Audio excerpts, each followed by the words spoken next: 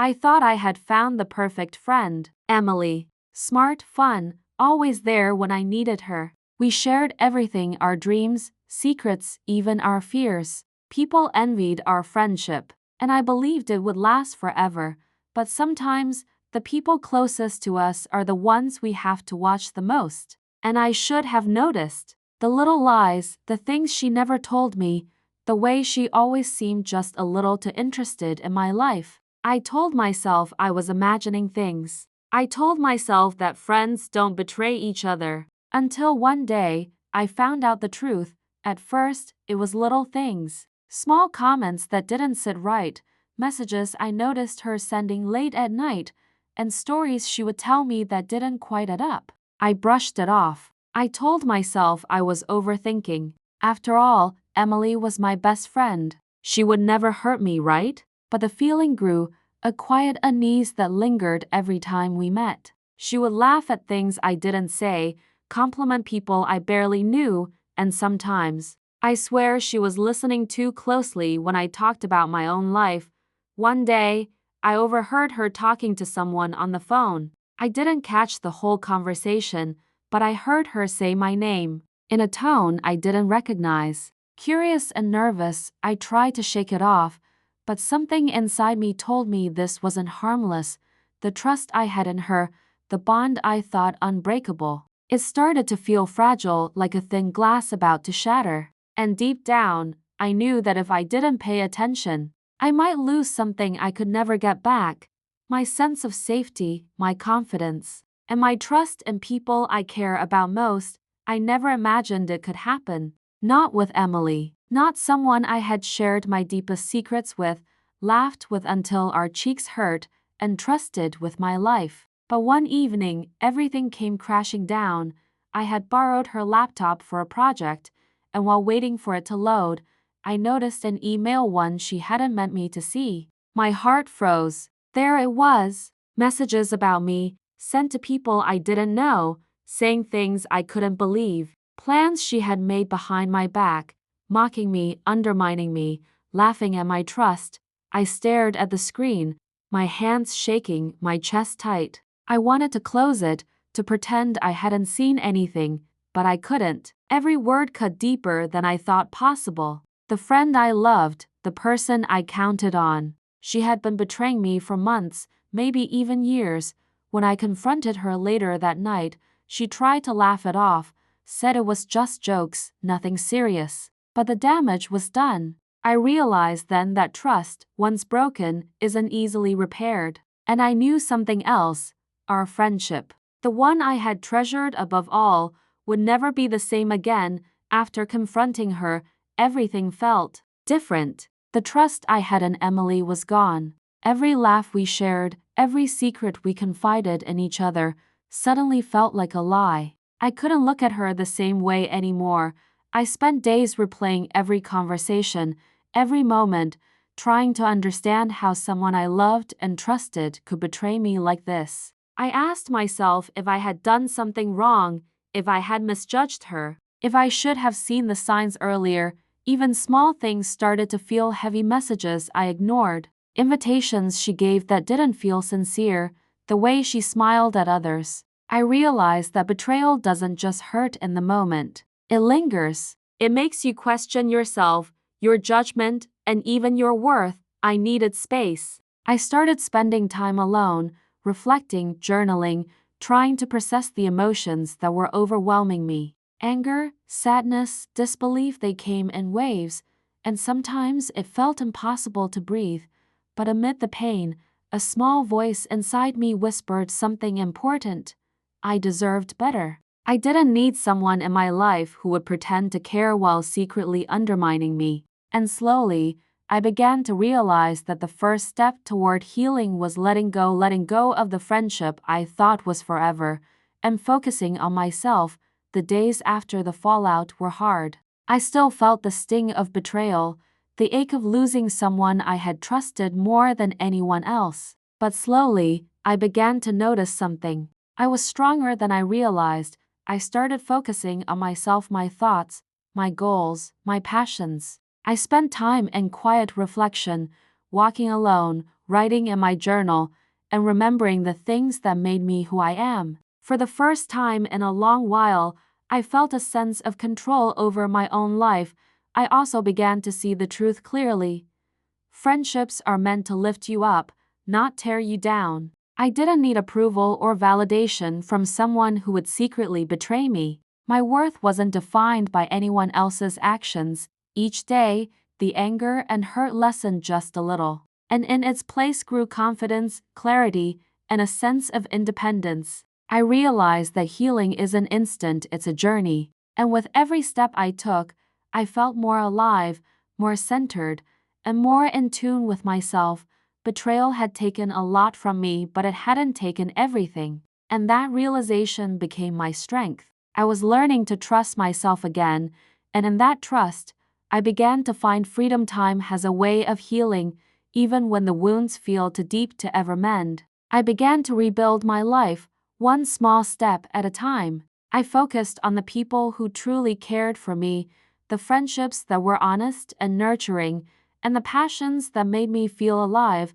I also learned to set boundaries. I realized that not everyone deserves a place in your life, no matter how long they've been there. Protecting myself didn't make me selfish, it made me strong.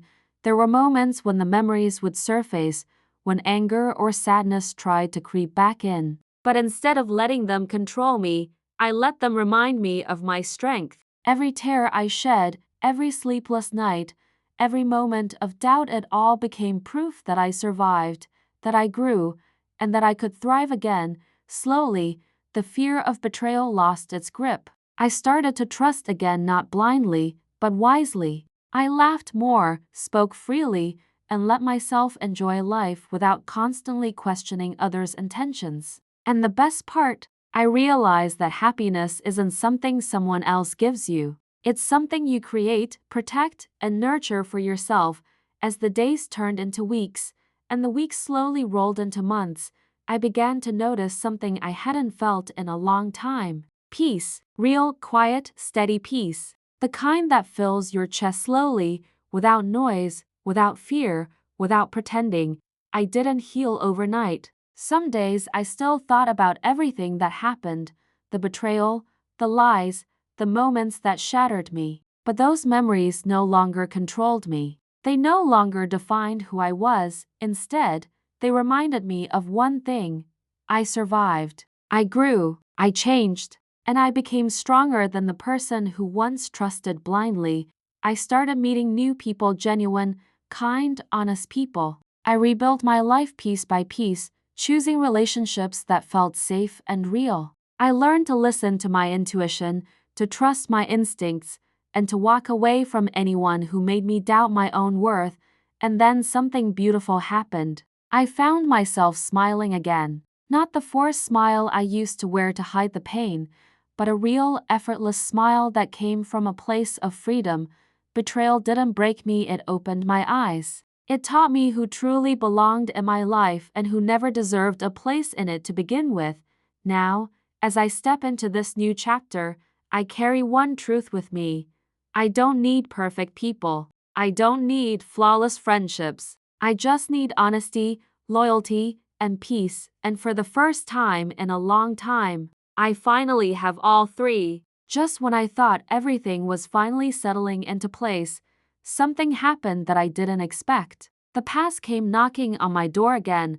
One evening, while I was cooking dinner, my phone buzzed with a message. I wasn't paying attention at first, but when I glanced at the screen, my heart skipped a beat. It was Emily, the same friend who betrayed me, the same person who broke my trust. The same voice I had been trying to forget. Her message was simple, almost too simple. Hey, can we talk? For a moment, everything inside me froze. Memories flooded back: her lies, her secret messages, her fake smile. I remembered the nights I cried, the days I questioned myself, the moments I struggled to trust anyone. I put the phone down and walked away, but my mind followed me everywhere I went. Why now? What did she want? And did I owe her anything at all? Hours later, another message came. This one longer. She apologized, said she made mistakes, said she wanted to clear the air. She claimed she missed our friendship, that she wasn't in a good place back then, and that she hoped time had healed things for both of us.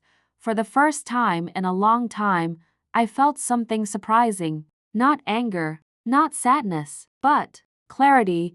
I realized that closure isn't something someone else gives you, it's something you create for yourself. I sat down quietly, breathed deeply, and thought about everything I had gone through. The broken trust, the nights of hurt, the growth that came after. I no longer needed her validation, her apology, or her explanation. I had already healed without them. Still, part of me wanted to respond, not to reconnect, but to finally end that chapter completely. So, I typed slowly. I hope you're doing well, but I've moved on. I've found peace in my life, and I don't wish to revisit the past. Before I could overthink it, I hit send. My heart didn't race. My hands didn't shake. Instead, a soft calmness washed over me. I wasn't scared of her anymore. I wasn't hurt by her anymore. I wasn't the same person who once cried herself to sleep. I had grown stronger, wiser, and more independent, and for the first time, I realized something powerful. Healing isn't just about moving forward. Sometimes it's about closing the door gently, but firmly, on the things that once broke you, and never looking back again. I thought my message to Emily would be the end of everything, a quiet, simple closure. But I was wrong. The next morning, I woke up to a long paragraph from her. Not one, but three. Her tone had changed completely. The gentle apology from last night had shifted into something sharper, something defensive. She wrote things like, "So you won't even talk to me? I thought you were better than this. After everything we've been through, you're just walking away?" I stared at the screen, almost stunned. Here she was, the real Emily, the one who always twisted things, the one who made everything about her, the one who used guilt to keep people close. A few years ago, her words would have broken me. They would have made me question myself, question my choices, question my boundaries. But now, I felt nothing but clarity. She didn't want closure. She wanted control. She wanted access to my life again. She wanted the version of me who doubted herself, who second-guessed everything, who believed her lies because we were best friends. But that version of me no longer existed. I didn't reply, not out of spite, but out of peace. I didn't need to justify my healing. I didn't need to explain my boundaries. And I didn't need to reopen wounds just because someone else suddenly felt guilty.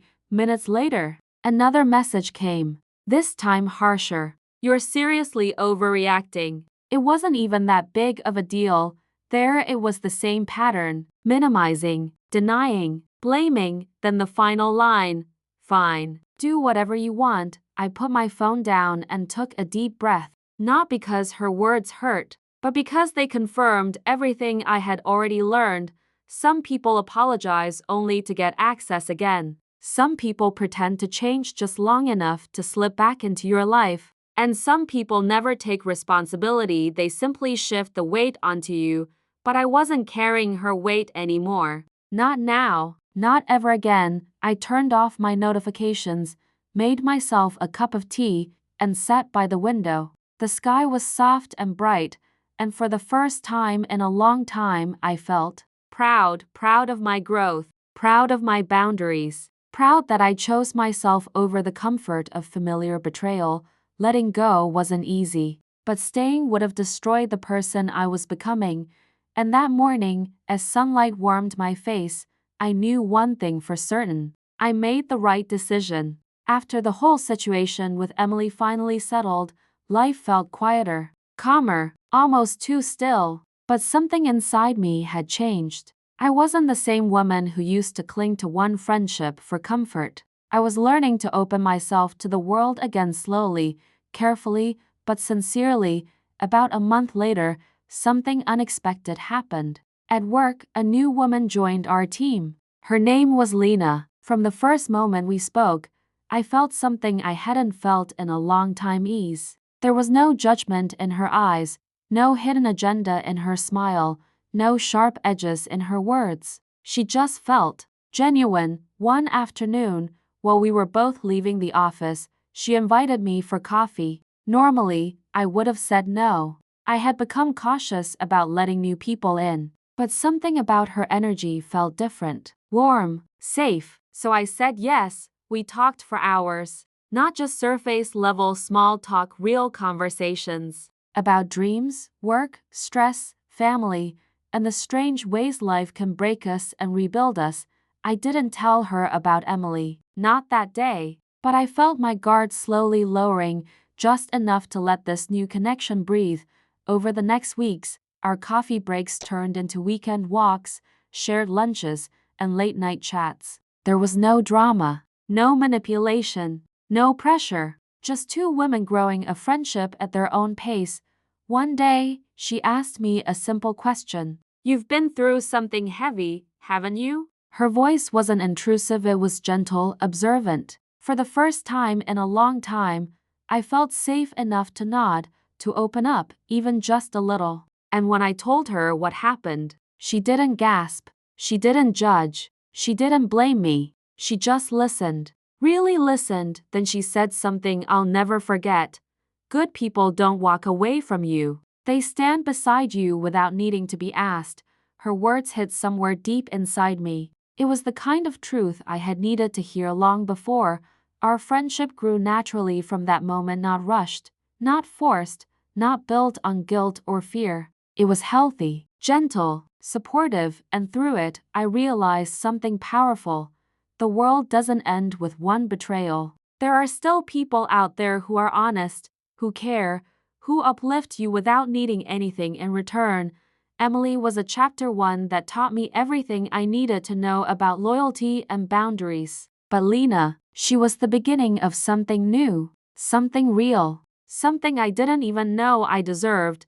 I still remember that night so clearly. I walked into the house with a strange heaviness in my chest. Everything looked normal, lights dim, curtains half open, the quiet hum of the ceiling fan, but something felt off. The air itself felt heavier. I placed my bag on the table and slowly made my way toward the living room. My footsteps echoed more than usual. And then, I noticed it again, his phone, left on the couch, unlocked, almost as if waiting for me. My heart tightened. I hated that I even paused. I hated that a part of me expected to find something. I hated that I didn't trust him the way I used to, but I also hated what I had seen earlier, the message, the way he reacted, the tension in his voice when he said, "She's just a coworker, a coworker." Right, I picked up the phone with trembling fingers, but I didn't open anything. Not this time.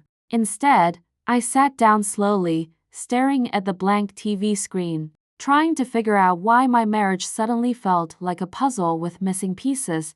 Just then, the door opened behind me. He walked in, tired, distracted, avoiding eye contact. "Hey," he said softly. I nodded. "You forgot your phone again." His eyes flicked to the couch, then back to me. For a second, I saw panic in them, or guilt, or something he tried to hide too fast. "I was in a rush," he said quickly.